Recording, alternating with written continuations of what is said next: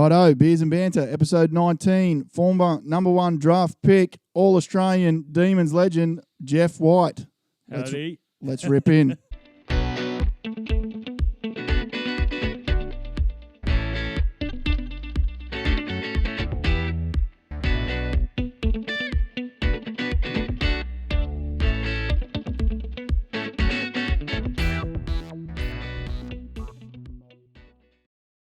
Jeff White, welcome to the Sweaty Box. Oh, it's good to be here. Thanks for having me. No worries. Big The dealsy. Sweaty Red, Box. how are you, mate? Whitey, what's doing? Dilsey, how are you? Sweaty box. First time to the sweaty box for Whitey. And it's a big occasion. I haven't had a beer. I did dry July or dry-ish July, so I haven't had a beer in a couple of weeks. So 11:59 last night, you were celebrating? no, I didn't. I'm about to have my first one. You guys want to join me or what? Oh, I'll join you, yeah. Absolutely. That's fine. That's why we're here, Red. I'll pass it down. Oh, the Stone and Wood. Stone and Wood. Lovely. No plugs? No, still waiting for a sponsor, Hey, Stone and Wood. We give them plenty of mileage too on this show. We're still waiting for the free cartons, but these are left over from when we had Pete the Brewer. Yeah, lovely. You got my Nice bottle beer. opener? Yeah, it's just At in least you front got there, the mate. red and blue for the bottle opener. So Thursday night, bit different to the normal Monday, hey? Yeah, so we missed it this week. I did a little offshoot project on Monday night. You might see in the coming weeks. I'll keep an eye for it. It'll be good. Yeah. Sure. No, bit of drama on Monday night. You want to talk about that or not? Yeah, the young fella Nixon, my 6-year-old, mad rugby league. All he wants to do is play rugby league. Scored a try and broke the collarbone. So 6 weeks in a sling. I was pretty proud. First football injury, but I don't think the wife was as happy about it. But won't be definitely the first, but won't be the last football injury. He'll be getting plenty of sympathy at school. He'll be right. Yeah, well, he's had a couple of days off, but which he's happy about. But yeah, no, he's all right. He's doing fine. So, obviously, Jeff, we'll get into stuff we want to really pick your brain about a lot of things tonight, but we usually do a bit of a run-through on the week that's been in sports. We usually kick off with a bit of NRL. We're obviously Titans tragics around here. Well, and we actually never have anything good to talk about with the Titans this year. I'm worried we still don't. I'm not convinced, and I think a lot of our listeners have tweeted or Facebooked in and said that they're not convinced. They're a bit surprised. This is supposed to be the last stand for the Titans, and once again they've, picked a left field candidate that's, some are saying, he's got a high win record in the UK, but he's at a rich club with a good roster. He's got to come to a struggling club with an out-of-form roster. And, I'm not convinced he's the guy. So they've selected a coach already. Yeah, so they announced the coach, Holbrook. So he's an Aussie guy, been over in the UK. He's got, granted, he's got a pretty good, a very good record. He's turned the club around that he's at now. They have relegation over there. They were on the verge of being relegated. He's now got them, what have they won? 60 out of 76 games or something he's won. But for me, and I know it's been said a fair bit, but I think the Titans, with where they're at and where they've been, they probably needed, and granted he's probably a good coach, but they probably needed more than just a football coach. And I think Kevy was probably, for me, Kevy was the man that could actually promote the club, bring a bit of culture, attract a few players. So the argument there is that he has got no NRL experience, which, granted, I had my heart set on Kev Walters. I thought the profile, the corporate money that he would bring, surely he demands respect. He's a 6-time premiership winner as a player.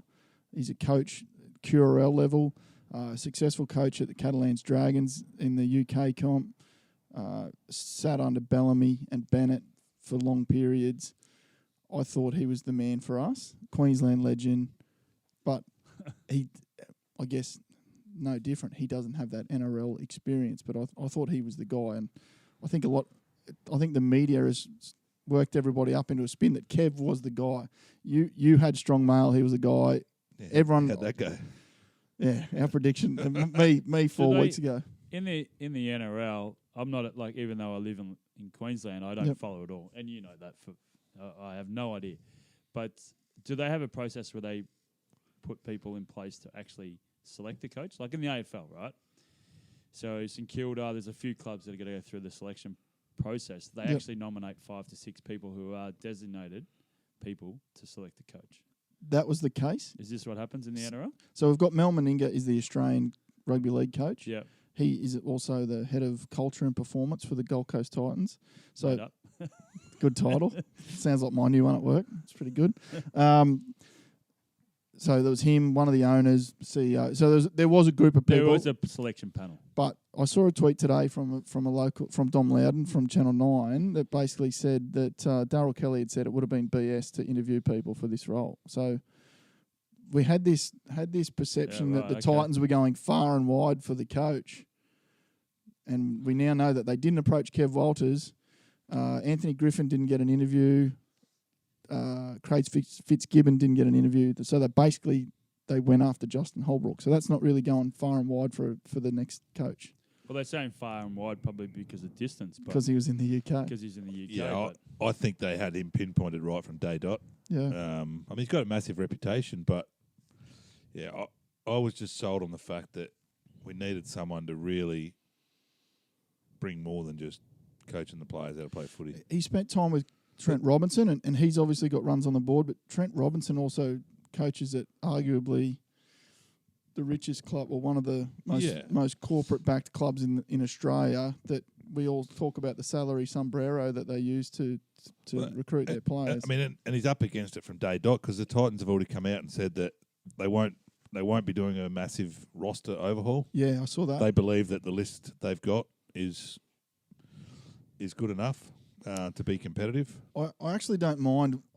The new owners have basically said, line in the sand, we're not playing, because I don't know how it works in the AFL, but in the NRL, if you've got a guy on, say, 900,000, but he doesn't want to play for you anymore, sometimes the club that he's leaving will chip in money to his contract at the next club just to get him off their roster, to free up that amount of cap space. The new owners have said, we're not doing that. We're not paying people to play at another club. And I love that. I think you either put in for the club that's paying you, or you jog on and find some money somewhere else. Us as an AFL community, we always staggered, and it was even throughout my career when someone could be playing for the Broncos next year, but they're playing with the Titans this year. Yeah, that always used to stagger us because we don't have that sort of. Doesn't happen at all. Doesn't happen in AFL. No, you. It's only at the end of the year where you're either switching clubs you drafted or you the trade window period. Yeah, and now they've got their mid-season trade, which is a pretty cool idea, but you don't know where you're playing until the end of the year, unless you're contracted for a period of time, obviously. Yeah. So that we find that very staggering that could be the case. Well, we spoke about too, Whitey, like earlier in one of the pods, but how these guys can play with a guy in their team that they know has already signed with another club for next year. How can you run out alongside that guy? Do they do it in like I'm a big NBA fan. They don't do it in NBA. You're playing one place 1 week and then you get the tap on the shoulder and you could be gone the next. But you're gone. Like you're not going like. It doesn't start next season. Yeah, like CP3 is playing at Oklahoma, but he's playing at Oklahoma next year. He's not at a different. You do know what I mean? He's not at Oklahoma with the chance to be. I don't like it. Yeah. And being a professional athlete, you can comment this. I'm a pure armchair speculator. The argument for me that a player needs to know his future, to me, is rubbish because you create your future. The money's good. Yeah. If I'm working, so I'm going to put it in my terms. I work at Clipsal, big brand in Australia. If I decide I'm going to change brands, I don't get to do that 12 months in advance and say, hey, I'm coming to work for the opposition, but Clipsal, I'm staying here for another 12 months because I want security. It's almost like insider trading. It is. There's playbooks. There's health and nutrition. There's sports science that this club could be doing that club's not. I've never got it. I'd rather see a trade window. So when they talk about June 30, I'd rather it's, righto, anyone not happy, this week is when you go. You're still going to get all the media and you're still going to get all the hype. So Fox gets their numbers, the audience. But July 1, everyone's at the club they're going to be at for the next. Even a coach can do that, can't he? Can a coach in the NRL do the same thing? Or is it? They normally either just get sacked. Yeah, they don't generally go from one place to the other. And know that it's only a speculation, is it? Des Hasler, did he do that when he left Manly the first time? I don't know, but you go back early this year, there was the coaching merry-go-round, they called it, where coaches Bennett changed. And that happened. Seabold, but yeah. I don't think coaches would coach or would sign with well, maybe they do sign with another club when they're still. I can't remember it happening. I don't want to spend too much time on NRL when we've got an AFL legend in the studio. But my concern is that Titans are now starting to talk about a 5-year plan, and it's like no. Members need some wins. Yeah. Right away. Yeah. So I get it. The roster he's got's not bad. It's just Garth Brennan couldn't get him to win. Yeah. We were sitting here at the start of the year. I've gone back and listened to our early pods going, hang in there, folks. It's all going to start to click. We're going to come good. This is the roster. And they've gone nowhere. So there is some fault there that he couldn't get them to fire. There's been some injuries and that. So I expect to win more games next year than we do this year. And I would hope we're pushing up into the 8. I don't think we're going to win the premiership next year, but Titans fans need something to get behind. On that note, I haven't seen your son's jersey since episode 3. No, well, I started trying to look for it on Sunday afternoon about 5 o'clock when they hit the lead. They were 28 points in front against Essendon. Yeah. Waddy, I don't know if you commentating that game. I was commentating. Yeah. It was actually good to commentate. They actually looked pretty good. They played well. They used the ball well, which they actually hadn't been. I commentated the Richmond game and what was the Adelaide game. So I coached both those games. And did Eddie Betts get dropped on the weekend? He got dropped last week, yeah. And they end up losing to Carlton, which is a bit of a shame because the Carlton as a fan group sort of built it up as the last time they'll see Eddie. But now there's speculation that Eddie, now being dropped, might go back to Carlton next year. Really? Which I wouldn't mind actually. Yeah. So there's a bit of speculation going on there. But so I watched the Suns versus Richmond, which was terrible. It was 90 to whatever at halftime. They sort of repeated the same thing with Adelaide, but at least on the weekend they not only had a crack, but they used the ball better. So in AFL terms, you lower your eyes, you hit your target, and you hit the presenting player instead of just bombing it all the time. Because once you've got the ball, there's no point giving it back to the opposition and kicking it away. You want to be able to direct it. That's why the skill is, so. But luckily for the AFL, because there was a goal disallowed by Zacharakis in the third quarter, which was a foot over the line, and one of the Suns players has basically put his hand in. At least a foot. Yeah, foot Miles inside I saw that, the goals. He's tapped it back, and they've called play on.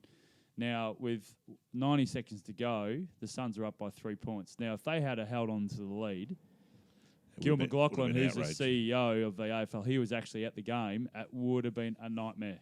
It would have absolutely been a nightmare. And the thing is, the top 7 is so close. Yeah. Where they're sitting on the ladder.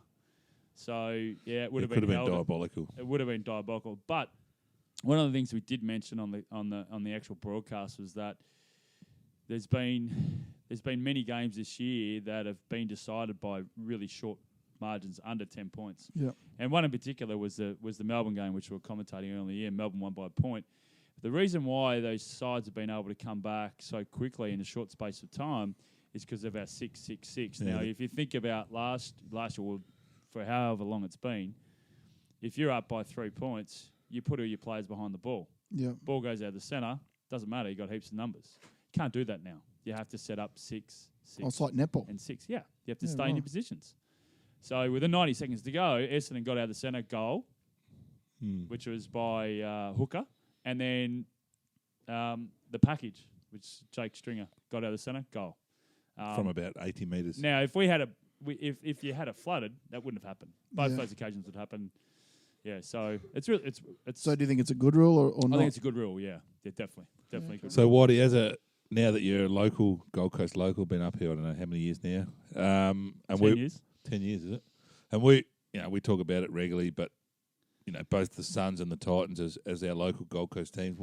And you've been involved with the Suns before. What do you think they need to do moving forward because I mean, to be fair, they've been a bit of a basket case since they've been in the AFL. Yeah. And we've touched on it, like Gold Coast is a fickle place for sporting teams. Yeah. And if they're not winning games, it's unlike Melbourne, as you know, that Carlton have been cellar dwellers for a few years now, and they still get big crowds to the game. Their supporters still follow them. What do the Suns need to do? Well, on the crowd perspective, the MCG, you can drive the MCG. It's arguably probably the greatest stadium in the world. You can drive there. There's parking? Yeah, there's parking. On-site parking? Yes. You Mate, can drive. What a bizarre concept. You People can want to drive their to car. the G. And Yeah. the beauty about that is He's that only driven there as a player.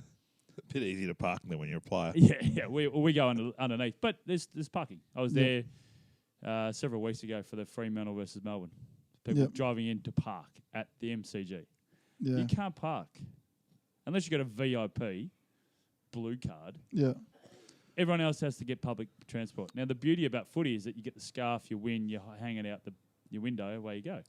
So That's the disadvantage here from a crowd perspective. the thing, and I don't want to do everything the same as America, but one thing they do really well is sport. Oh. You go to a baseball game and you're entertained for the hours that you're there. Yeah. NFL, I'd love to see a tailgating type scenario. Yeah. In the NRL or the AFL, like how good would that be? You go, you cook a barbie, and then you head into the ground. Yeah. And what annoys me, there's been so much spare land around particularly the Titans, but even at Carrara, you've got all the car parks across the road. There's no reason you couldn't have an event like that. You put your flag up, get the barbie out. Well, the issue is that, like, I know I've got 3 kids. I wouldn't be taking public transport to go to the footy. I want to drive, and then the game's finished. You want to have the security of your car. So my argument is if I've got to drive from here to the bus pickup zone, I'm driving.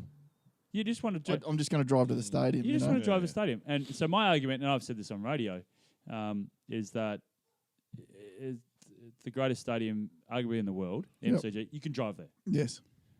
What's the beauty about Metricon? Like, it's a good stadium. Yeah. Well, why? You know, and that's why we get the crowds.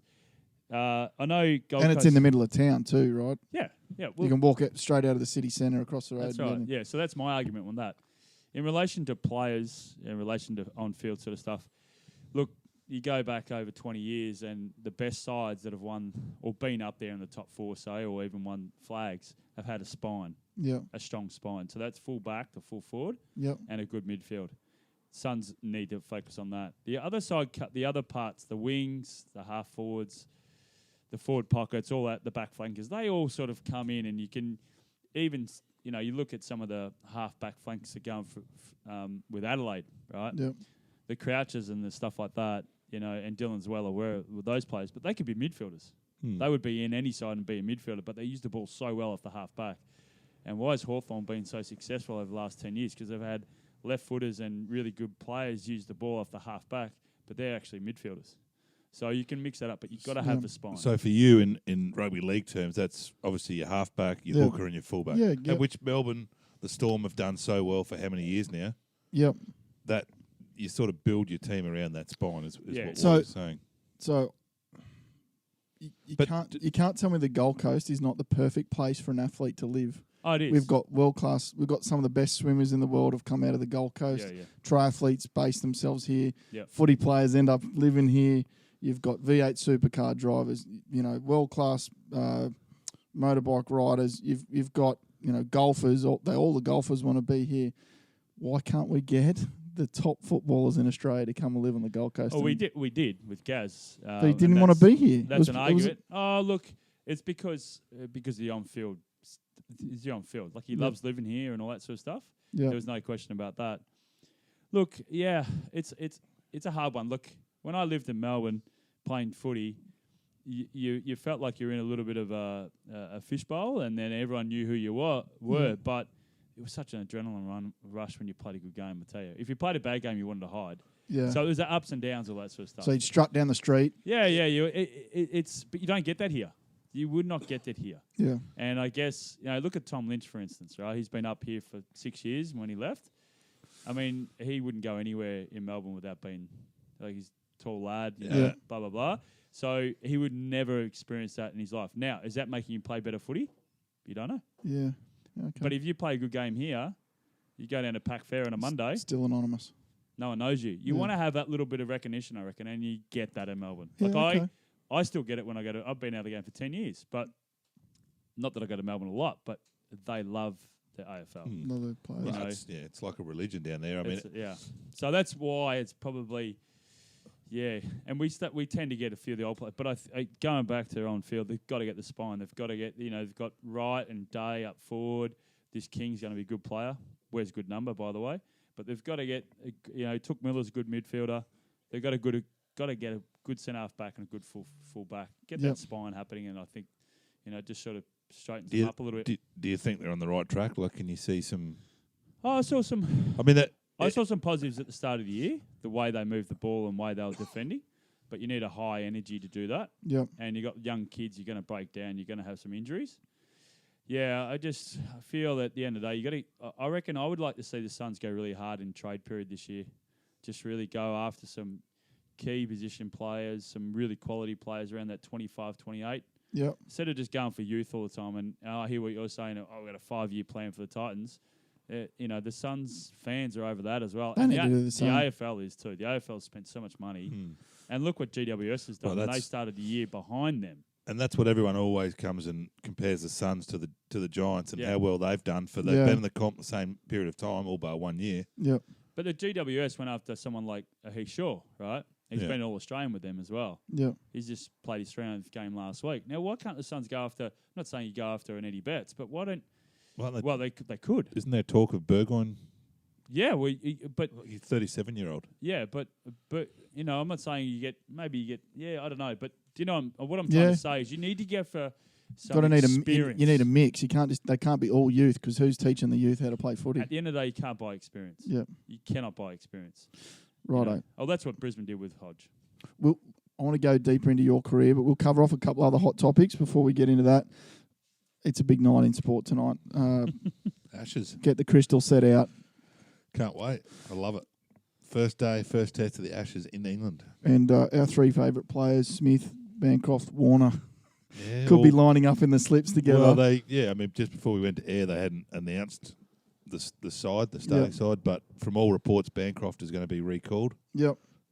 Which, I mean, I think he's done his time, and I've watched a few interviews since, and he's remorseful of what he did, and it was a big mistake. I think he'd be good to get back in the side. How's his form been with? Who has he been playing with? I think he's been playing over there. He's been playing some county cricket and making runs. He made some runs in the intra-trial, or the inter-club, what do you want to call it, match the other day, Australia against Australia. A few hard done by. Joe Burns going to miss out. Yeah, Burns. And there's also talk that Stark won't make the side for the first test.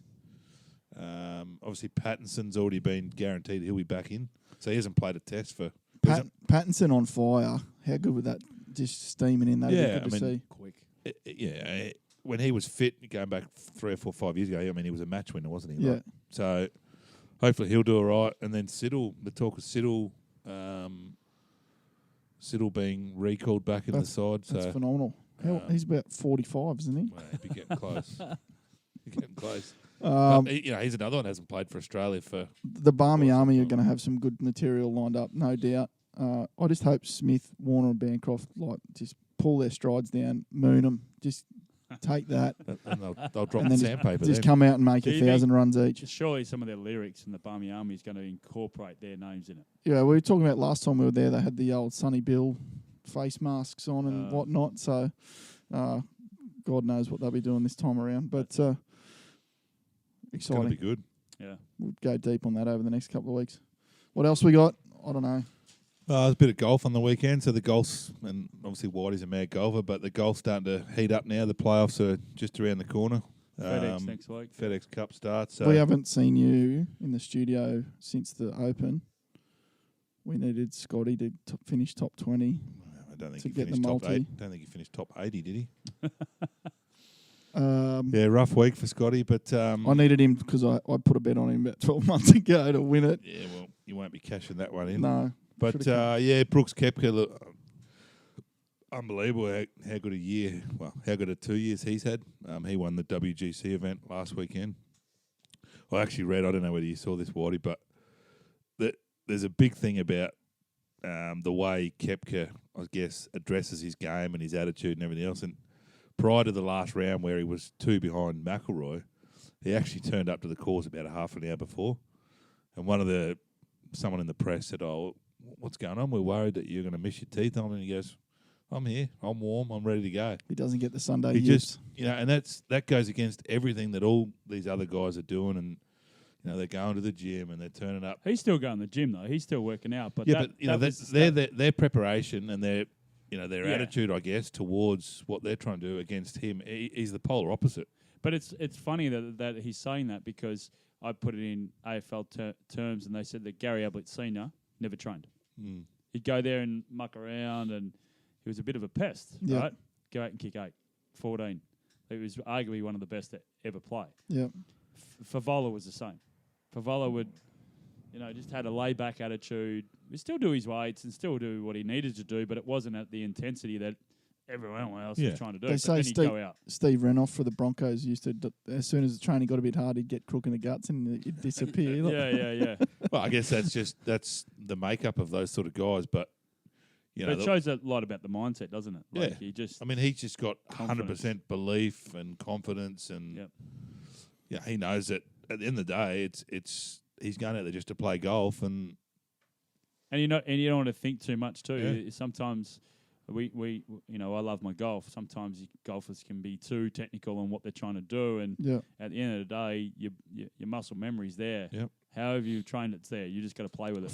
That's what it felt like for me Tuesday on the course. No muscle memory. Just yeah. So anyway, there's 4 weeks left, basically the tour now, leading up to the Tour Championship. So there's some good golf over the next month or so. Yeah. All right, I'm going to race through the next couple of topics. I think they've been done to death, but we got a swimmer protesting against drugs in sport at the same time as we've got a swimmer testing positive and being ushered out the back door. Doesn't sit well. A bit of makes Australia look funny, in my opinion. But I don't know if that's been done to death in the mainstream media and we need to cover it. But I just thought it was. I just hope she's what's her name? Shayna Jack. Shayna Jack. Yeah. I just hope for the mindset. I hope she's okay. Yeah, that's a good call. Because she's going to be under a fair bit of pressure. Yeah, I think she'll be in hiding for a while. I mean, she's back in the country now, but I hope she just got good support around her because, that's you don't want to obviously see cheats in the game if she's proven innocent or whatever it is. But the other side, you want at the end of the day, it's She's saying tainted supplements or something like tainted something. Yeah. Do you believe that? It's a professional athlete. You don't know. Everything that passes these lips. Yeah. It's not. Well, I mean, I remember Whitey back when you were playing, and a couple of off seasons, and you'd be up at our place, whatever, and you wouldn't even take Panadol. You wouldn't. Everything that went into his system is, that's part of their job. That's part of being an athlete. But hard to imagine that. Yeah, she didn't know about it. But it's also the responsibility of the doctors too, because I used to have him on speed dial. Yeah. My doctor. Can I take this? Can I take that? Because you can't, as an athlete, you can't just go to the local chemist and go, hey, I want to get X, Y, and Z, which anyone can get.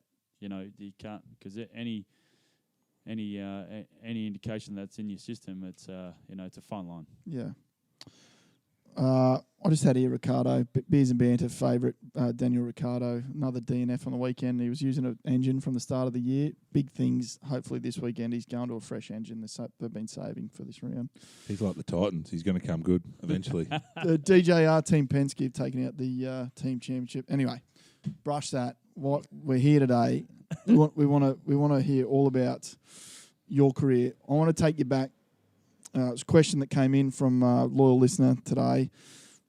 He wanted to know how it felt, and I think you touched on it before, as a young fella, Melbourne boy, and you end up in Fremantle from #1 draft pick, so that's big in itself, but you end up, you're shipped across town.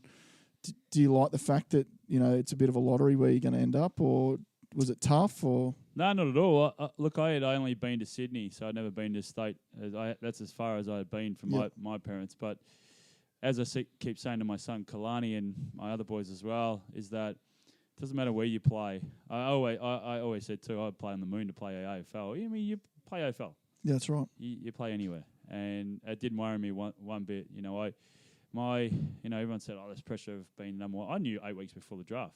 I'd signed 8 weeks before. You can't do that now, but. So we went to draft combine, and which is the first in 1994. Actually, was so you knew 8 weeks before you were going #1. Already signed, and Fremantle already knew that they had first draft pick. Yeah, because they were new in the competition. Yeah, okay. Oh, right. Like GWS or Gold Coast Suns. So we went to the draft combine, which is 94, was at Waverley. It was the first ever draft combine. And I got room with Jason Nakamanis.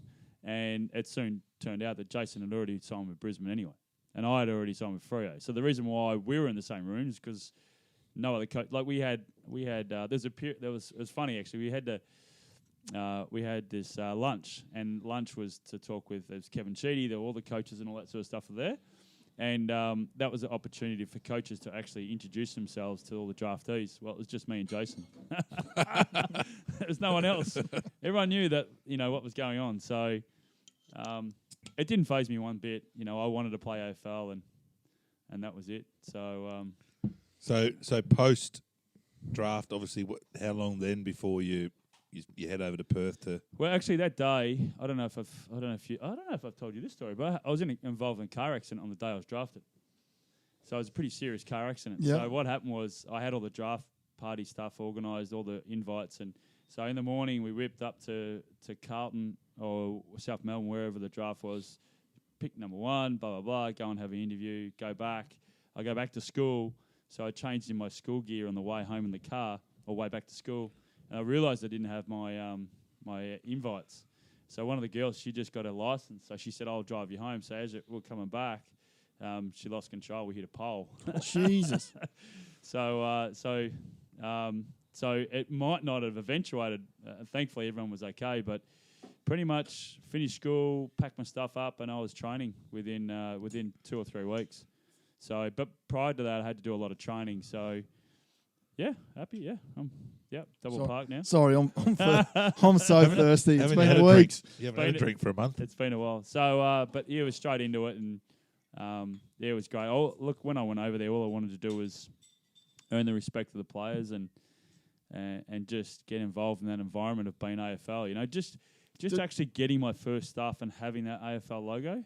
Yeah. I know my son looks at the footy and sees the AFL logo, and then actually putting that on was pretty special. And then be able to... So first game, what, round one for Freo, was it? No, I didn't play the first round. So Freo are brand new into the comp. Brand new in the comp, yeah. My first game was... first ever game was round 5 or 6, I think it was. We played Fitzroy at Whitten Oval. So, Fitzroy? Yeah. And, so first kick, I ended up being in the first kick, first goal. It just happens so often. Yep. Straight into the ruck, or I was playing up forward. So tackled a guy. Actually, at the start of the game, you tackled. Yeah, I did. Come on, man. I was a good tackler. Actually, at the start of the game, all my friends and family, because it was in Melbourne, they went to the one particular end, but they didn't know where the toss of the coin was going to be. So I was in the first quarter, ended up going to the same end and kicked it straight through. It was good. Awesome. So that first year at Freo, obviously a new club, what was that like? Yeah, it was good. It was who coached them then? It was Jared Neesham. Yeah. So Jared Neesham was the coach for 3 years. Well, the whole time I was there, but Neil Danaher was my assistant coach. At Freo? At Freo. Wow. So that's where the connection to Melbourne eventuated. Yep. So yeah, that was good. The weather was great. I had my surfboard in the car we drive down to... I lived north of Perth, so it was about half an hour down to Freo. So drive down, surf on the way home. Drive down, surf on the way home. Do you think the draft works in the AFL? Certainly. Yep. Yeah. But I know with like you were saying before, the Titans, there could be a chance next year. It's for us AFL people. It's quite extraordinary that year on year it sort of flips. Like Melbourne Storm's probably been up there the whole time. Yep. But I find it quite staggering that it flips so quickly. In the NRL, you could finish bottom, and the next year you're in the 8. Although there has been some teams that have just consistently been there. Melbourne being one of them, and that's maybe systems. Everyone used to think it was salary cap rorting, but they've lost all those guys, and they're still up there. So that's obviously coaching. The Roosters, they do rot the salary cap. Yeah, right. You got. I made the argument the other week. It used to be the Broncos, and they went within a whisker in 2015, but they haven't won a comp since the Titans come in. And my argument there maybe is that back when I was a young fella, a pretty average footy player, but I was lucky enough to play with some really good footy players. And I remember when they were about 14 or 15, they were already getting around in Nike boots. If you're getting around in Nike boots back then, white ones. Well, some of them had the white ones, but they had come to footy training in their Broncos shorts and that sort of. They were on the early contracts, and that's been the case for a long, long time. That the Broncos, once a kid's 13 or 14, they're stitched up. The Titans, up until this year, have taken an approach that they're not going to sign anyone under the age of 16, and what it's meant is we're losing all those young kids are getting signed at the Broncos, but they still haven't had just the open slather on southeast Queensland for a little while. So I'm wondering whether that's maybe thinned their stocks a little bit. Well, that's why the AFL's brought in the academies. Yeah. Well, more in particularly for Brisbane and the Sydney clubs, Gold Coast, and now the other clubs are getting, because back in my day. So if I was born in 77. If I was born in 76, I would have played St Kilda. Right. So back the zoning was that particular way. So okay. So my area was Robert Harvey, Nathan Burke, Stewie Lowe, all those great players in St Kilda. They were in my area. Yep. So and that sort of got taken out because of the draft. Obviously, the draft come into play. The draft was 90, I think, was the first draft. I think I'm not 100% sure on that, but so let's even it up. But now the academies are coming in. So what's happening a lot is, and you've seen over the last couple of years, the academies coming in and they're grabbing the father-son kids as well. Yeah. So there's a bit of a competition with that. So so it's they're obviously trying to get the kids early and see how they go from there. Yeah, righto. So moving forward from Freo, have Freo won a comp? Was the next question I had. Sorry. But they've played off in a flag, but they got beaten by, is that Hawks? No, Hawks maybe. Hawks, yeah. How many teams in the AFL have never won a comp? So there's obviously the Bulldogs have GWS. No, Bulldogs. St Kilda. St Kilda's only won one. Yeah. That was in '66. So you've got GWS, Gold Coast Suns. Freo haven't won. Yep. Who's at 3? Who else? I'm missing one there. Am I missing one? No, Sydney's one. Yeah. So there's only a couple. Yeah. Okay. That's interesting. Yeah. I think it's Titans and Warriors, and that could be it. Yeah. Right. In the NRL. Yeah. No one else. No, that's it. Can't think of it. Because the Sharks got up there. Yeah. So obviously post Freo, and it was well publicised at the time that it was a massive signing for you to come back to Melbourne. At what point in your Freo career did you sign with Melbourne, and what was that like? I mean, Melbourne are obviously a massive, famous club, a lot of history behind them. Yeah. Well, but was that your preferred club to go back to, or was it just the way it worked out? No, it came down to 3 clubs. So I spoke to every club in Melbourne when I initially decided that I was going to leave Freo. They thought I was through Freo. They thought I was going to Richmond. They had that all locked, signed. They already had the draft set, the trades picks, all that set up. So, but it came down to Richmond, Collingwood, and Melbourne in the end. And I guess what sort of was in favour of Melbourne was there was a couple of things. Neil Danaher was appointed coach. That made it a bit easier. My junior coach was appointed assistant coach. So there's a few ticks there. Too many teeth to play for Collingwood? Yeah, probably. Probably didn't wear the moccasins either. No, Collingwood's presentation was good, and so was Richmond. I mean, they both presented, which is quite funny. It's like, I remember back I was out playing golf, and Dad's ringing me saying Richmond's coming home tonight to present to you. It was quite weird. In the end, I felt that Melbourne had been through the whole journey. They'd sort of. And the guy who actually recruited me to Freo was now the recruiting officer for Melbourne. Yeah, right. So everything was sort of falling into place. Yep. And turned out my pop, who passed away my first year at Freo, he was a mad Demon supporter. So there was a lot of things that fell into place. Anyway, so they won 4 games in 97. We played off in a prelim in 98. So everything sort of went really, really well and smoothly. And I felt that, it was the way they approached all that sort of stuff was quite professional. It was good fun. Very good. And then 270-something games, like 260 games later for them? 268. No, I played 32 for Freo and then played 236 or whatever it was for Melbourne. So, so it was good fun, and we had some up downs. We made the prelim in 98 and didn't make the finals in 99. Yeah. Made the grand final in 2000. Didn't make the finals in 2001. Made the finals in 2002. Didn't make the finals in 2003. Yep. Made the finals in 04, 05, 06. Did make the finals in 07 and 08. Wow. So it was a bit up and down. Yeah. But, I was fortunate to play in a grand final. Played in 15, 16 finals. That's what you play footy for. Yep. And that was the eye-opener for me, particularly in that first year in 98. You go into training and there's thousands of people at training. It's awesome. It's a good feeling. Played with some awesome players. I mean, Neats and Yeah, obviously Steins was at the club for a bit when you Steins first was went. at the club. Todd Viney, David Swartz, David Neitz. The list goes on. The players that I played. David Neitz was. See, when I first moved to Melbourne, I was living with my mum and dad in Frankston. It was just a bit too far away with training. Commitment there sort of skyrocketed. It went from almost 97 to 98, became professional. So you're at the club every day. Yeah. And it was just too far. And Nita grabbed me one day after training and said, come and live with me. I'm by myself. So I lived with him for 3 years. And in our 2000 year, there was Jeff Farmer, David Neitz and myself living in the same house in 2000. So that was pretty crazy. But, We'll keep those stories there off was air. a lot of good stories in that. But, no one listens, mate. You can share whatever you like with this. So it was good. It was good, that sort of camaraderie to live. And then we had, Stephen Tingay, Paul Hopgood and Russell Robinson just living around the corner. So there was just six of us, and 3199, I think it was our postcode. That was our symbol, and it was good fun. Get it tattooed anywhere, 3199. No, well, I did say if we won the flag, we'd have got a tattoo. We had it all penciled out. That was our goal, but didn't eventuate. So it sounds like a pretty good lifestyle. You've,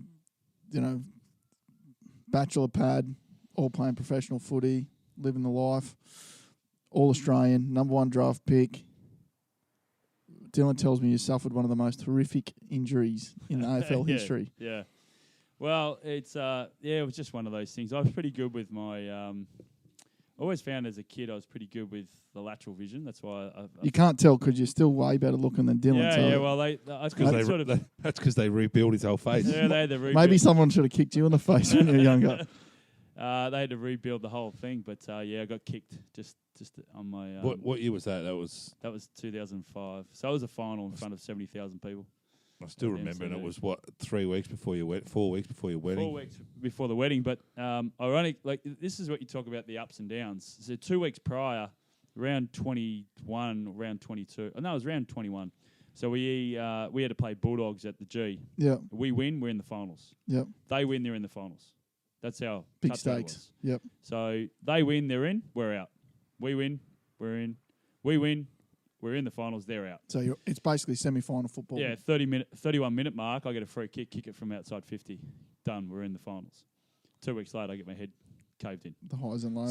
So for those those that don't remember or haven't seen it, you go and Google Stephen King, Jeff White, and you can watch it on YouTube. It's horrific. But I remember watching the game live, and to paint a picture, it's a boundary throw in. So the umpire throws it in. Yep. Whitey and Stephen King in the ruck contest. The ball hits the deck. Yep. And Stephen King just basically goes to kick the ball off the ground. At the same time, Whitey's put his head down over the ball to pick it up. How many weeks would he get for that nowadays?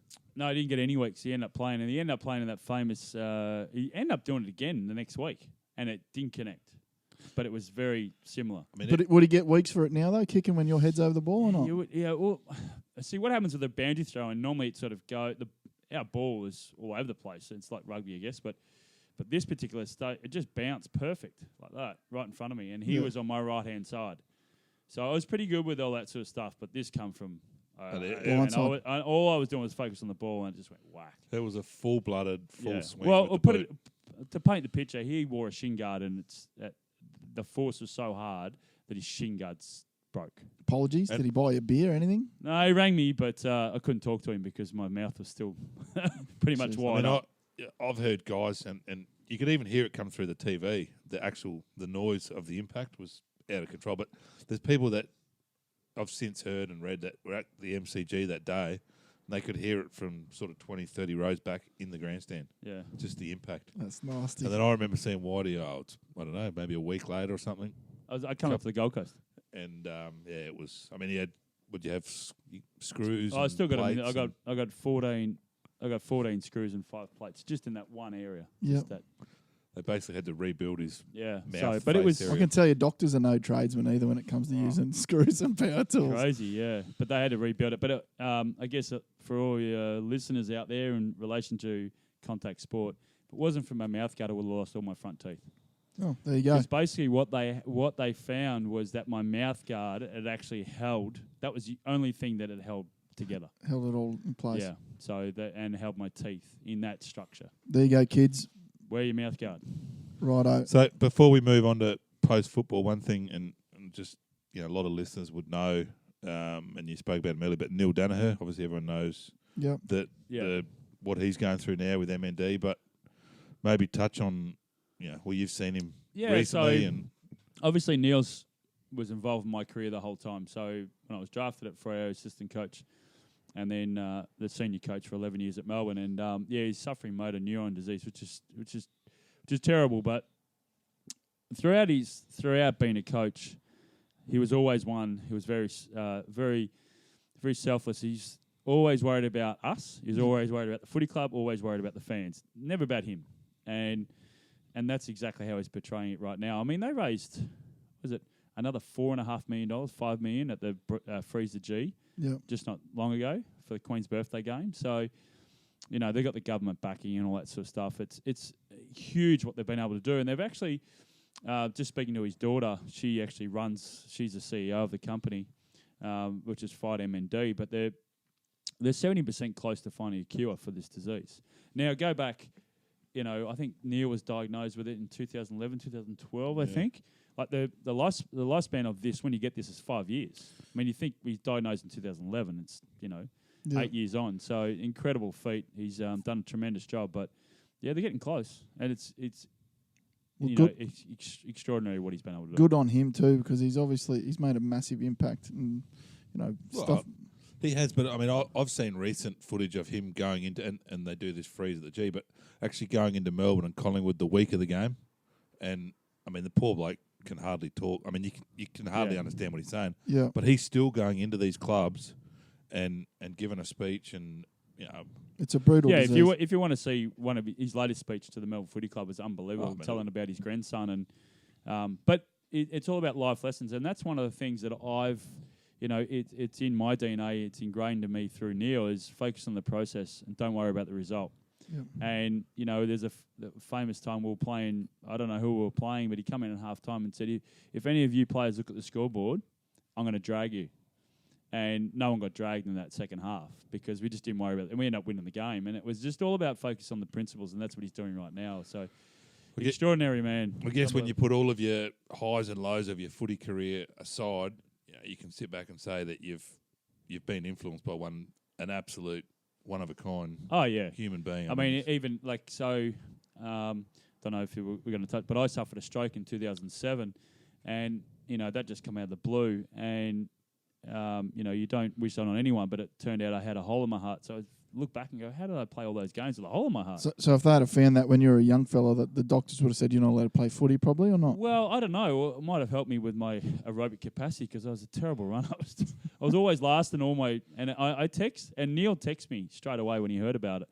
And I'll never forget this. And he said, your health is your wealth. And it's such a true saying. And coming from someone who's on his deathbed pretty much, it's just, it shows the character of the man. And he's like a father figure to me. He's always been there, and it's incredibly sad. But he's so strong-minded to deflect that attention away from him to actually pointing it into the right direction, which he's certainly done over the last 5 or 6 years now. Mm. So is that what finished footy for you, the stroke, or was that post-footy? No. I finished in 08, so it was post-footy. Yep. But I noticed I actually caught with. I come up here at the end of one year. I think it was 05. When we went to the racetrack with Scotty, and I invited my dad, and I fainted at the hotel, and it was a bit weird, like going from a... He had 3 beers, eh? Yeah, I know. But I went from a horizontal to a vertical position. It was just a sort of a one-off, and then it started recurring after my footy career. Yeah. That was because of the hole in my heart. So, right. And the stroke was compounded with that. So, but thankfully they were able to find it. because when you have a stroke, you go through high blood pressure, high cholesterol, all that sort of stuff. You smoker, no. You've done drugs, no. All that sort of stuff, and they found something which was got fixed, and I feel so much better for it. That's awesome. So, fellas, if you're not feeling real good, what's the message there? Well, actually, ironically, when I posted that, I had 4 mates go and have a checkup afterwards, and 2 of them found that they had a regular high blood pressure and a few of the symptoms that relates to stroke. So, I guess us males feel a bit ego and a bit bravo about doing that sort of stuff. Just go and get yourself checked out because, I was pretty close to not being here. So it was pretty full on. Yeah, good. Yeah. Let's get into what you're passionate about now. I mean, you're obviously, I spent a lot of time with you, but business, you're very business-minded and passionate about. Well, you've always known me to be. Yeah, I mean, you're very driven. You've always had some ideas and you've always... We touched on it a couple of weeks ago, didn't we, with Pete in here. Successful people, doesn't matter if it's sport or business, that there's a mindset. So what do you think set you apart from the other kids leading into the draft? What mental, attribute do you have that sets you apart that allows you to be successful in sport or successful in business? What is it? Well, I wouldn't say I'm successful in business yet, but I think... over the last 2 years, it's been personally, it's been a very big challenge. With the stroke and all that sort of stuff, and a lot of other things that have happened. And I owe a lot to footy, but there's a motivation there, a resilience there that I still haven't put my finger on. I just wake up each day going, right, okay, this is going to be a better day. Yep. But I look back and go, well, I was saying, I touched on before, aerobically, I wasn't a good runner. I was always last. It was incredible. But I'd get out and get my 20 possessions and was smart and find the footy. But I always knew that I was such a bad runner, I had to do extra. Yeah. So I always did extra. So even at the club, we have our fitness trainer, but I had a personal fitness trainer. And, I always did extra weights, always did extra running, always did extra skills. So I think by having that lack of aerobic capacity that was comparison to everyone else made me work harder. And sorry, the family's just heading off to puppy preschool. Oh, yeah, I saw that. So I guess that sort of ingrained a mindset to always continue to get better. Yeah. So that's what I always strive for. And guess with all the stuff I do now, so I started a digital agency in 2010, which I still run to this day, called White Echo. So we do all the Facebook and Twitter and Instagram and Facebook ads and websites and all that sort of stuff. So I love the digital space. And did your sort of interest in that come from your own social media faux pas? Is that how? Faux pas? Yeah. So 2009, I discovered Twitter. Yeah. And I think you've probably heard the story, but I started bagging the Melbourne Footy Club saying they were tanking. And they were. Yeah. They found they were guilty. And anyway, so I had the press from everywhere you could imagine ringing me saying, "Did you say that on Twitter? And what's Twitter?" Yeah. So I knew there was a passion, there was a power there. So I was working at a radio station here on the Gold Coast and started doing for clients on air. I started doing their Facebook pages. Yep. And they said they were getting a better reach through Facebook than what they were in radio. Can you do it? Start doing this, and that's where it started. Yep. And then in 2015, I've always been the entrepreneur, and it took me a while to work out what an entrepreneur is. And it's someone who actually solves a problem, and then actually makes people's lives better. So in 2015, I was having to kicking some goals at trees. Started raining, and we went inside in Killarney. My son, he's actually here today, he's got a day off school, so I won't tell the teacher too much about that. But he said, "Daddy, that was such good fun. Can we go to the sports store and buy some goalposts?" And it just dawned on me. It's one of those moments where you think, it's like I was talking about you with the podcast. Yeah. You guys talk about this so much. Let's just do it. Yeah. And that's what the moment was for me in 2015. I wanted to solve that problem for him. So I created retractable glow-in-the-dark AFL and rugby goalposts for kids called Post High. So you can kick till the street lights come on and keep kicking. Yeah, and the feature, people have asked me about that. And I said, well, my mum and dad used to tell me to come in early, and I didn't want to. I wanted to keep playing footy. So I added that feature in. That's cool. So, and And it's obviously I've checked it out. It's AFL, and you've got a rugby league I got version rugby as well. Yeah. So the little, well, you probably saw it online, but the little retractable posts that fold up into a backpack. So obviously AFL has the 2 goals Yeah. and the 2-point posts. yeah. Yep. So Folds up into a happy pack. for you. And I said to Dylan, I've got a set in the car, so happy to have as a We- giveaway. All righto. Yeah, As that's a- a good. We might run a competition on Facebook and Yeah. give away a set. Give away a set. Sounds So- good. That's But awesome. Go and Thank check you. it out, everybody. Post tie. Get Posthigh.com. Yeah. great So Christmas So present. where can they find them? posthigh.com. Okay, cool. Yeah. Yep. So just go to online and go there. So so I've always been in that space to solve stuff. I mean, even Dylan and I, when I was playing footy, we had a little side business on the when I was still playing footy, and we did something together. So I've always been that person to try and solve a problem for someone. So Can you do something for high jumpers? When I was a kid, I was a bit of a high jumper, believe it or not. yeah. Dad used to put 2 star pickets in the front yard and a bit of electrical conduit. Yeah, across well, it's amazing. That is something that's on our cards to do. But and a mattress. That was it. yeah.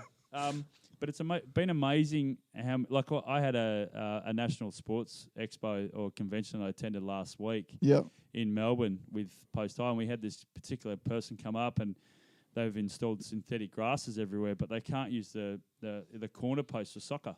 They can't use them anymore. Yep. So they said, we're going to use yours now. I'm like, oh, okay, perfect. Cool. And then agility posts, and then we had Cricket Australia come up to us, and they said that they're practicing a new feature at the moment. They're using, there's got a pipe stuck in up near the pitch, up near the batter. So it's all about not moving your head. Yep. And they said, we're going to use your post from now. That's cool. Perfect. So a lot of things have led to our actual design, which is pretty neat. Yeah, I like it. What do you got? You got anything left? No, I mean, the only one I wanted to touch on and what he just said, but his eldest, Kalani, who's my godson as well, is here in the studio with us today. He's not well. If the teachers are listening, he's battling over there. He's got his headset on, so he can't hear us. But He's watching. Where's he? Are you probably watching footy? He's watching the footy Yeah, still. he's Yeah. been watching footy all day. It's crazy. But obviously, as a parent who's played sport, and I played a bit, but why do you haven't played sport? You want to see your kids get in the same path. Like, obviously now you're passionate about watching the boys, and he's got 2 younger twins as well. But talk to us about Kalani. Obviously, he's the eldest, but you think he's got a pretty promising career in front of him. And I've seen him play, and he's a gun for his age. He's an absolute standout. Yeah, look, everyone wants their kids to be something, and Yep. everyone lives their dreams through the kids and all that sort of stuff. I was just fortunate, I wanted to play AFL. That's what I wanted to do. So that was a dream of mine. But so I've just let him just do what he's wanted to do, and I haven't got in the way. I haven't forced the issue whatsoever. But I get a lot of questions from the Melbourne faithful. I've done a lot of interviews in Melbourne and blah blah, blah so on and so forth. And the only way I could say it is I never used to do stuff that he does at his age. Even last week, his side, they didn't even kick a point, and they got belted by 15 goals, and he was BOG, took 15 marks, and had probably close to 30 possession. I'm like, I never did that. Yeah. So So Demons fans, father-son rule. Yeah. Well, if you've got to go through those teenage years, I guess. So how do you keep a lid on it, though? So hopefully he can't hear us rapping him, but how do he keep a lid on it? He's such a down-to-earth, humble guy. I mean, his godfather's sitting right there would probably attest to that. But he's not a humble bloke. Have you ever seen? No, yeah, I know that. I won't lead him astray. He needs a new role model. He's just, he is, isn't he? Yeah, absolutely. He's he's so humble about it. That's and good. Doesn't get a big head and but doesn't even laugh about it. When you say, "Oh, Kalani," but he'll tell you. He'll tell you he's kicked a goal or whatever. He's excited about that, but he doesn't. He's just really, he just loves. He always got a footy in his hand. I mean, I was just saying when I was driving here, I said, "Kalani, our car looks like." It seriously looks like a sports store. Yeah, we've got 8 Sherrins sitting in our golf and in our car right now. It's crazy. Well, I think in his case, he tried golf. He was into his golf there for a while, and he was he showed promise with golf. I think he's just a natural athlete. But you watch reminds him me of myself when I was a young fella. Definitely not you. But you watch him. I've watched him play a bit against guys his own age, and he's a standout. And the other thing is too is he's tall. He's 5'8". He's 12 years of age. He's a monster. Yeah. But he's so athletic. He's just you know, in our sport, you have to keep your feet, and you have to be, for a big fella, of course, you got to be able to not lumber. Yep. You know, probably for your visual fans, don't be a giraffe. You know, you got to chop your feet. You got to be really quick and nimble. Can't look like big Andrew Bogut. No, you can't. You got to be really quick and nimble. And he never goes to ground. He's good below his knees. Picks the ball up, and I mean, he's just 3 years in a row at All Saints just broken the high jump record. What do you got? What are you doing at 12? What's he got? He won 41. He broke the record. So it's not, but he doesn't train. I'll tell you. 141, not 41. This kid, $1.52 at the QSAC. Perfect. Grade 8. Get that into you. 52 scissors. I couldn't do the flop. Once everyone started on the flop, I was no good. Yeah. Well, but kid had some legs on him. Tell you. So that shows he's got the athleticism to jump. Well, I was a good jumper, so I was a small ruckman. He's going to get up there, but I could jump. And you know, my first dunk was I was in year 7. I dunked the basketball, which you know how hard that is. So he has the attributes. Just see how it goes. But I'm never forceful of that because you know, you see some parents the kids are training 3 times a week. They're doing Saturday sessions and stuff. It could burn out. You know, I just let him enjoy it. You got to let kids enjoy it at this age, particularly I didn't start taking it really serious until I was 15, 16 when I had to decide between basketball and football. Yeah, playing state basketball, playing state footy. And Melbourne, I already know the answer, but Melbourne are already. I mean, they already look at him, keep an eye on him. They've had him down there for he's in the academy. So we're talking about before they go to the academy. So they're pretty keen. And there's now I've just more recently, a few of my mates are player managers, so they're just dropping their message in by direct message. Oh, how's Kalani going? Yeah, so I'm playing. I'm like, oh, really? It's crazy to think, and I mean, I remember the day he was born, but it's crazy to think that potentially he's 5 years away from. That's all 5 years from being drafted. Yeah. Well, not drafted, but into the AFL system. Into the AFL system. So, and the way that sort of works, probably for your listeners and so on and so forth, is similar to Gary Ablett Jr. and the Silvanis and all that sort of stuff. It's our father-son. So, you know, if it became that way, Melbourne would basically just say, well, we'll pick him at pick 40. Does a player have to play a certain number of games before the club can have father and son? Yeah, you have to play 100. 100 games. But for the ladies... For that club or 100 AFL games? No, it has to be for that club. 100 for one club. 100 for one club, yeah. So, but for the ladies, it's 1. So a mate of mine, he's got... his daughter is a really good footy player. She's only 14... Oh, no, it should be a bit older than that, actually. Probably 15, 16. But he played over 100 games for Melbourne Footy Club. But because he only played 1, now she's eligible to be father-daughter. Yeah, cool. At the footy club, which is really good. So you will see that happen a lot over the next decade, no doubt. Yeah, women's AFL is really moving ahead. It's exploded. I was thinking about it the other night. You're starting to see that some of the ladies that are really good athletes, but they're playing multiple sports, and it sort of reminded me of when AFL players used to play cricket. Yeah. Who was the last one to do that? Was it Simon O'Donnell, or was there any others after him? Well, I guess the more recent of times has been Falau and Carmichael Hunt. Yeah, but not at the same time. You know what I mean? Like, but not literally at the same playing time, winter and summer and different sports. Yeah. So you I think Big Maxie Walker played for the Demons and played for Australia or cricket. So I mean the best. Don't know if it was the same year, but Erin Phillips, who's been the best AFLW player for the last 3 or 4 years, she actually played basketball. Is she the one on Survivor at the moment? Who's on Survivor? Don't know. I haven't seen it. Can't remember her name. Well, Hugh Greenwood, who plays for Adelaide, number 1, very good player. Yeah, he played for the Boomers. Yeah, righto. And he played for state college basketball. Yeah. So he played with some really good college basketball players too. Yeah, okay. And he's been able to adapt, and he's a very good player from Tassie. We're going to get into our final 3 questions because I reckon they're going to take us longer than they normally do. Rapid fire. First thing that comes to your head. Favourite place on earth for a beer?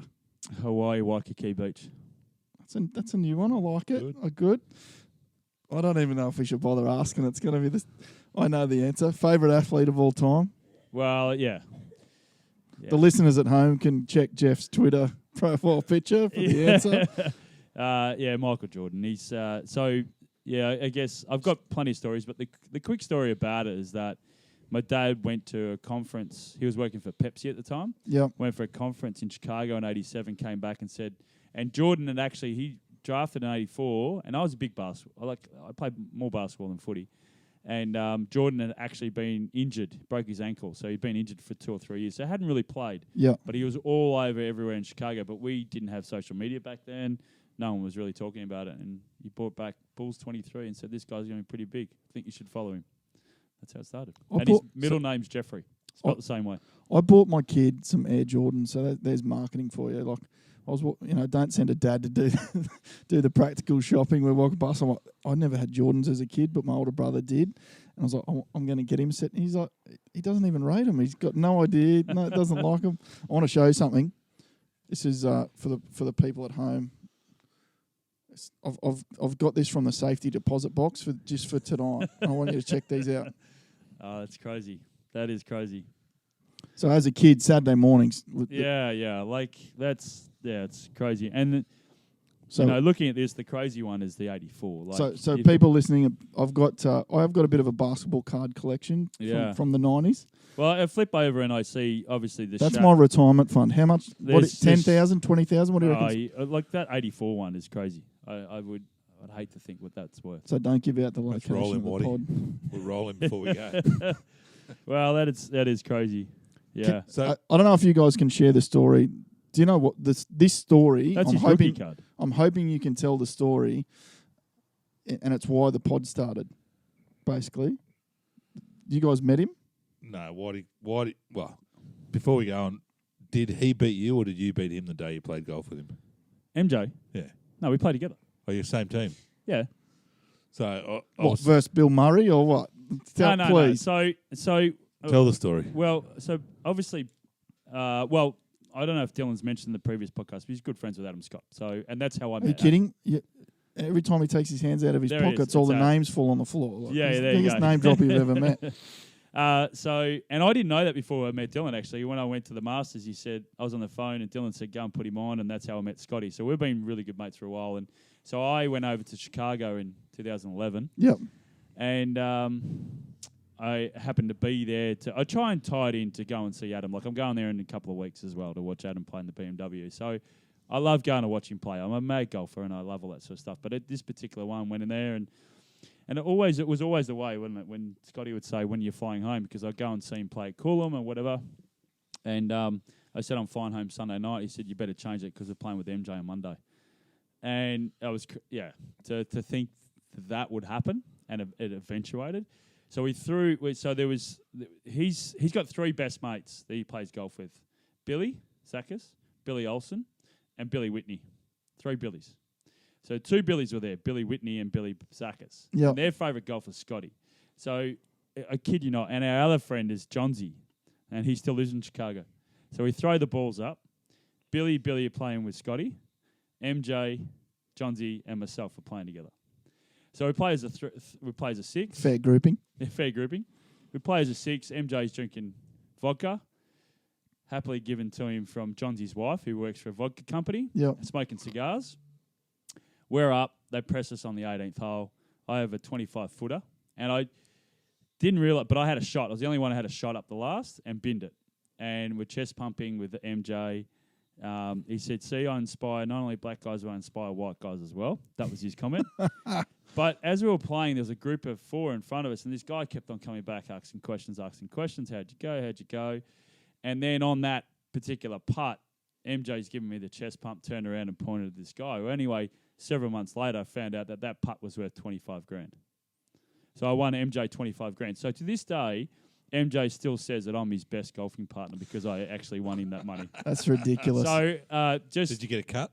No. So just recently, I organised, because with Post High, I was in, Gary Ablett Jr. was involved. Yep. And still to this day still involved. So as a thank you, I wanted to get him he's a mad basketball fan, by the way.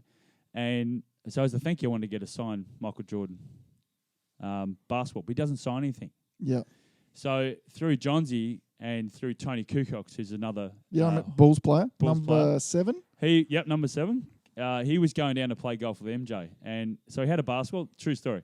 Gave the basketball to MJ. He said, "Look, can you sign this to Gary? Best wishes, Michael Jordan. He goes, look, I don't sign anything. He said it's for Whitey. Yep, I'm signing it. And I got it done.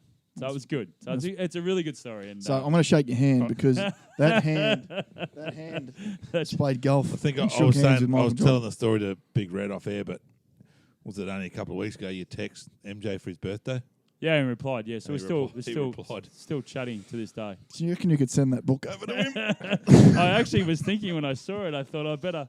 But you know what? Like you said before that everyone said Michael Jordan. It's ridiculous. It's ridiculous how many people. And I'm the same. I never would have thought that I would have met this guy. And through Adam, I was ever so grateful for that opportunity. But that day, and the special moment about it, and I tell people this, is that sometimes people have met their idols and been really disappointed. Yep. We were on the putting green. MJ came last. He walked across. It was just like the scariest moment of my life. And he was just got stuck in a Scotty straight away because it was before the President's Cup. He's a fierce competitor, right? We've spoken about it on the show. And he was just getting into Scotty straight away. It was so funny. The amount of shit that he gave to Scotty and Banter the whole tournament was for the whole round was amazing. But anyway, so there's this little kid there with his dad, and they weren't dressed to play golf, but they were just there. And anyway, so MJ went around, shook everyone's hand, g'day Whitey, the nicknames, all that sort of stuff. And I was just, this kid was sitting there, and he's come over to him and he said, hey, I know your mum's going through, and his mum was diagnosed with cancer. Yep. And he goes, I'm here for you today. Let's get a photo. Let's cheer her up. And it was just the most amazing thing I'd ever seen in my life. This is my idol, but he's doing this, and it was great. So it was, this golf course that we played called Old Elm. When I got back from Chicago, I landed. Johnsy said, call me straight away. So I called him. He said, look, I hope you don't mind, but MJ wanted your number. And I've given it to him, and I had a voice call from him. So I had to put it in my phone as the golf course, Old Elm, instead of MJ. So I've still been in contact with him ever since. That's cool. Yeah. I reckon we need to hit up. I beat Dylan the last time we played golf, just so you know. I reckon Nice. we should hit it up when Scotty's home. Me and Whitey versus you and Scotty. I reckon we'll stitch his up. Yeah, easy. you need more than Scotty to help you. I've seen you play. No, it's me and Whitey versus you and Scotty. Okay, we're on. Yeah. Not for money, though. Last one. You've been a brilliant guest. Really appreciate it. Last question. 4 people over for a beer and some barbecue. Who do you invite and what are you cooking? You can have anyone from history. I'll bring them back from the dead for you if you like. Well, MJ's number one. Yep. I have to have some like Elon Musk. Yeah, that'd be good. That's the best answer so far. As an entrepreneur. Kate Beckinsale. I love Kate. She would have to be there. Get her there after dinner. What's she out of? She's out of Pearl Harbor. Yeah. Probably, Ben Affleck. Yeah, righto. Ben Affleck, yep. And my fourth would have to be another sporting person, but I don't know. It'd have to be a golfer. I don't know. Tiger? No, I would actually love to have a chat with Freddie Couples. There you go. Yeah. That's good. So I guess that's my 4. Like the Beck and Kate to have a perv on, I guess. But I love my golf, so that's a bit of a. But MJ there for sure. Yeah, I like it. Yeah. Well, thank you very much for joining us. It's been an absolute pleasure. You're welcome here in the Sweaty Box anytime you like. It's actually not too bad in here tonight. The winter months have been kind to us. The puffer jacket, but I'm starting to sweat up and down. Do you want to throw any Twitter handles out there for people can follow along? I'm just Jeff White 34. Yep. Twitter, Instagram, and Facebook. Post High, go check it out. Yeah, check out Post High. Obviously, you can find us at Beers and Banter on all the platforms. Junior did call earlier. He's back in. We are on the Rabbitohs this week. Rabbitohs -1.5 at $1.90 something. So we need to come good because the nipper season's starting and the kids need to hit the water and I can't show my face until we give them $1,000. So let's get on that and we'll come up with a competition for the Post High. Whatever you want to do, yeah, go for it. Awesome. Thanks for joining us. Favourite pod yet. Cheers, Whitey. No worries. See you next Thanks week. for having me. Cheers. Thank you.